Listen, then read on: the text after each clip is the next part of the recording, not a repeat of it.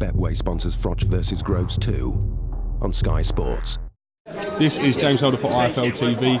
I'm at the undercard press conference today for Carl Froch vs George Groves 2. With me, I've got my favourite man at Sky, Edwin Robinson. How are you doing, Ed? Yeah, really good, James. How are you? I'm very well. And you know why I say you're my favourite man, don't you? Why is that? Oh, you interviewed me, Ed. Do you know what I mean? You was that's true. That's true. Only person to come out and spend a day with me one day. So, from that, favourites for life. Yeah.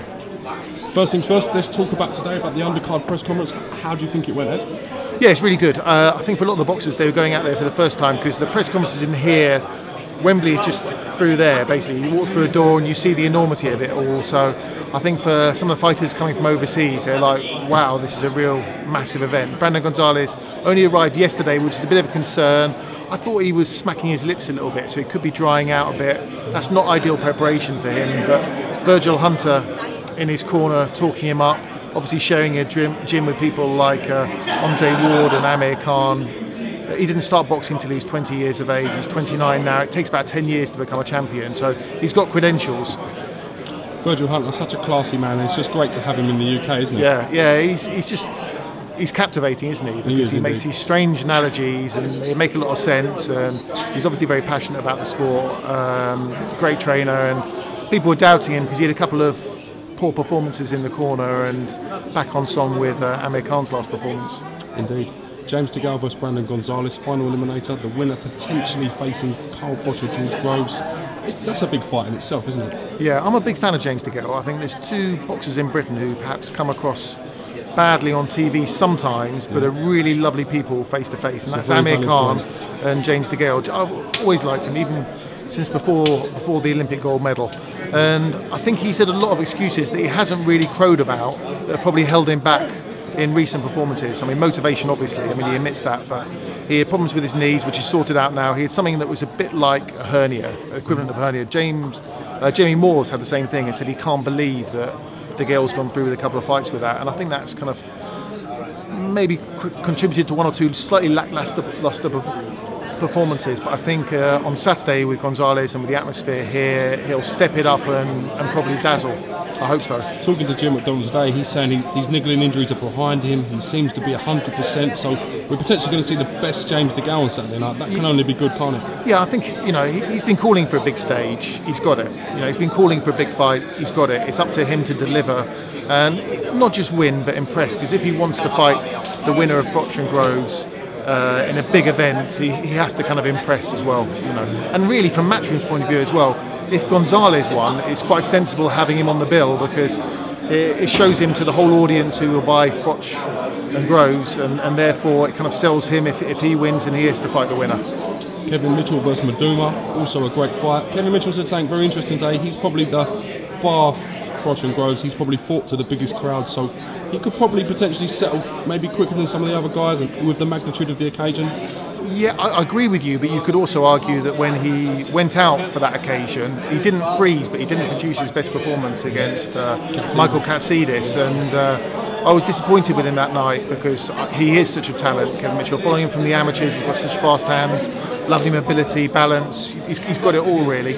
And MADUMA looks very strong, tough, slightly slaps with his punches a bit, but muscled shoulders, comes here to win. I mean, that's a proper 50-50 fight, and Kevin really has to box to his absolute optimum to win that fight, I think. I was very impressed with the way MADUMA spoke today in the press conference. He was very assertive, knows what he's going to do, knows his game plan, doesn't he? Yeah, completely comes here to win. I mean, you could just see the energy from both of them. You know, they're both kind of like hyper and just ready to go, and yeah, they're both completely up for that fight. And it's interesting as well with Jamie McDonald against Tabting Dang Naratchawat. Well done, Ed. I'm glad you pronounced that. Yeah, I mean, he's a lot shorter than I thought, and he looks quite old, let's be honest.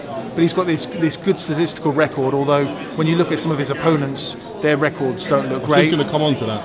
Yeah, I mean, I sometimes with BoxRec, when you look through the records and you see African fighters, their records look like they're fighting debutants, but that's not necessarily the case. It could be the local commission just haven't picked up the results, or in Thailand perhaps they were noted Thai boxers or something. I mean, we just don't know. But the height advantage is the big thing for Jamie McDonald, because when he chooses to box and not get involved in a fight, he's a very nice boxer. He just sometimes lets his concentration slip and has fights when he doesn't need to. And with his straight shots and his mobility, you think he'd be able to to pick off the TIE fighter.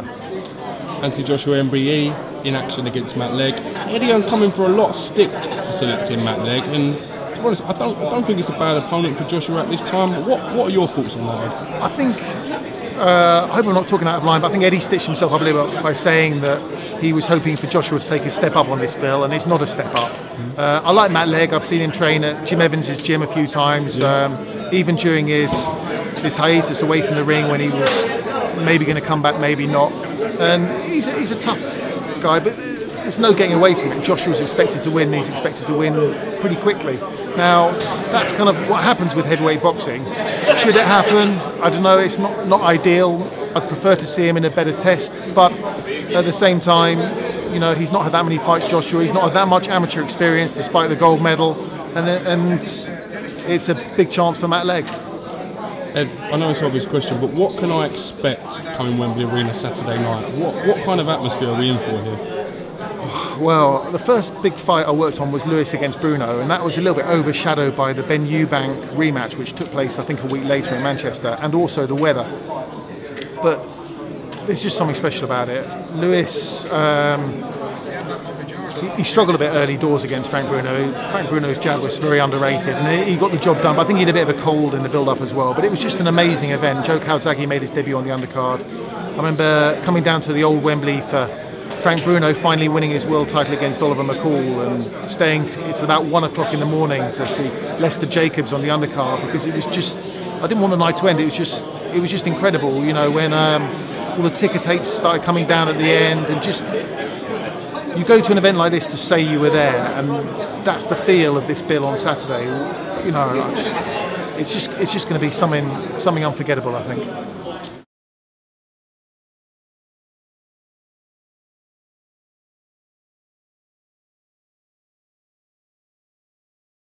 Betway sponsors Froch vs Groves 2 on Sky Sports.